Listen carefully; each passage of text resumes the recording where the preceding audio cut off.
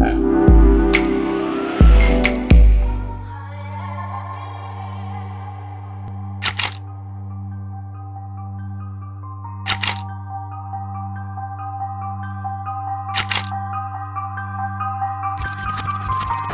treffen wir Kerstin Linnertz, eine langjährige Freundin von mir. Sie ist Yogalehrerin, sie ist Moderatorin, ist in beiden Welten unterwegs. Wir gehen zu ihr nach Hause, machen ein bisschen Yoga, reden mit ihr, gehen auf eine Glamour-Veranstaltung und schauen, was passiert. Urban Spirits. Wir sitzen jetzt hier mit Kerstin zusammen auf ihrer wunderschönen Couch und ich fände es toll, wenn du vielleicht am Anfang kurz erzählst, was du eigentlich alles machst. Mhm. Aber kurz. Kurz ist natürlich sehr schwierig, weil ich sehr viel mache, aber ich mache auf der einen Seite Moderation. Aktuell moderiere ich für Yahoo ein sehr schönes, sehr erfolgreiches Format namens Life in Harmony. Das ist so ein Better Living Format. Auf der anderen Seite habe ich eine Firma, die heißt Be Better. Und mit dieser Firma biete ich weltweite Yoga-Ferien an, die ich auch selber unterrichte, weil ich seit 7 Jahren auch Yoga unterrichte. Das ist ja eine ganze Menge, ne? Mhm. Also ich glaube, aber angefangen hast du beruflich gesehen eher mit der Moderationsgeschichte. Also ich kann mich erinnern, in Düsseldorf hast du mal Giga moderiert, das war so eine Spielshow. Mhm. Wie ist das denn gekommen? Also wie bist du von der Moderation zum Yoga gekommen und wie kam das, dass jetzt plötzlich das beides eine Hälfte ausmacht in deinem Leben? Mhm. Also ich habe mit Yoga vor 16 Jahren angefangen, lustigerweise zeitgleich, ganz genau.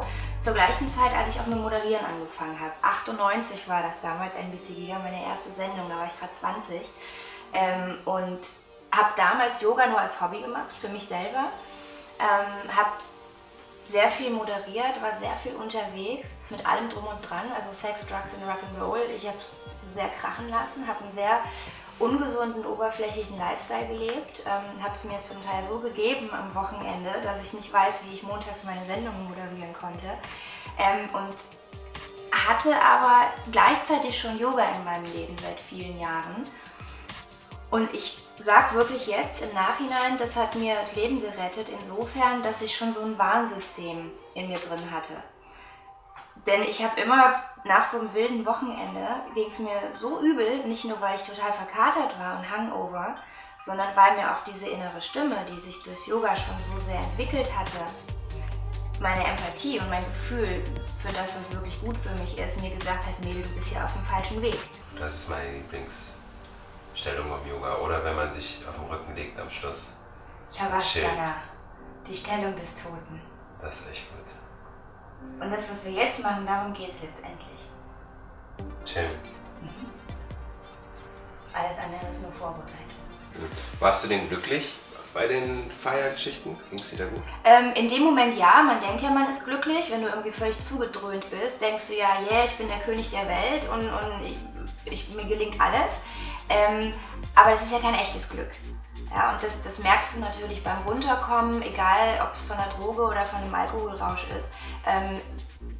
Diese körperliche Verkatertheit, klar, das ist die Entgiftung des Körpers, aber diese Depressionen, in die man dann stürzt, und die sind bei mir tatsächlich immer schlimmer geworden, das ist ja wirklich die Erkenntnis des Unterbewusstseins, was du hier für eine Scheiße baust. Ne? Denn dieser Glückszustand ist ja kein echter Glückszustand, weil diese Glückshormone, die dein Gehirn ausschüttet, das ist ja ein Fake, das ist ja nicht echt. Also ich war nicht glücklich. Okay. Was ist denn dann echtes Glück? Echtes Glück ist das, was du aus dir selber herausholst. Ja, also ich habe mich damit auch in den letzten Jahren durch meine Yogalehrerausbildungen, durch sehr, sehr viele Bücher, die ich gelesen habe, habe ich mich extrem viel mit dem Thema befasst, weil ich auch verstehen wollte, rückwirkend, was ich damals mit mir gemacht habe. Und echtes Glück ist diese Substanzen im Gehirn, die dich glücklich machen. Du kannst ja die gleichen Hormone produzieren, die du auf einem Drogenrausch hast.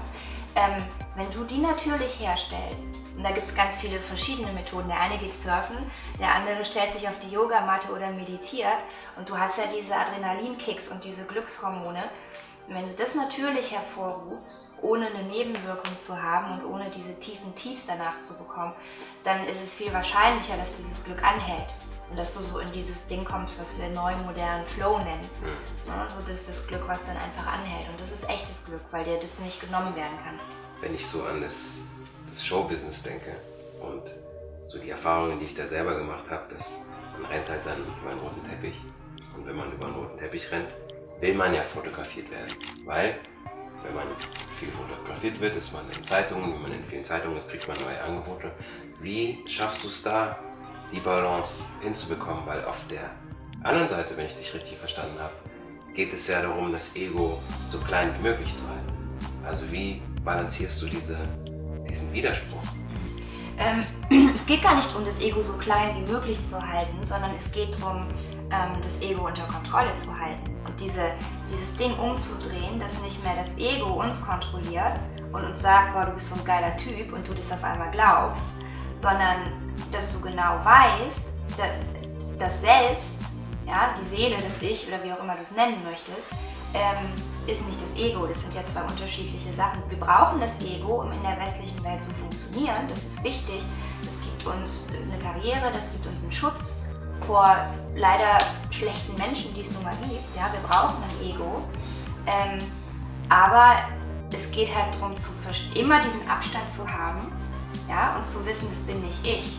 Das ist das Instrument, das ich brauche, um in dieser Welt zu funktionieren. Zum Schluss interessiert mich noch, wenn du den Zuschauern was mitgeben wollen würdest, was wäre das? Und wenn du das möchtest, kannst du das doch gerne in die Kamera sagen. Boah, das jetzt so spontan. Okay. Lieder oder die? Such dir eine aus. Okay. Nehmt euch Zeit. Nehmt euch Zeit für euch selber und lasst euch nicht einreden, dass wir immer total beschäftigt und total erfolgreich sein müssen, sondern es ist total okay und wichtig und richtig, sich Zeit zu nehmen, damit ihr euch selber richtig kennenlernt und mit euch selber kuschelt und euch selber Liebe gebt, denn nur dann könnt ihr auch anderen Liebe geben. Und darum geht's. Das war jetzt echt poetisch. Be better. Alles klar, das war's für heute. Kerstin ist noch ein bisschen auf der Party, ich gehe jetzt nach Hause. Ich habe heute gelernt, dass man Luxus und Sinnsuche vereinen kann. Ich habe gelernt, dass man sich Zeit lassen darf, um das zu finden, was wirklich wichtig ist. Und ich habe gelernt, dass man vielleicht nicht zwingend 20.000 € für eine Handtasche ausgeben muss. Das war's von mir, Urban Spirits, Tyron Ricketts. Peace, ich bin draußen. Bewerbung auch.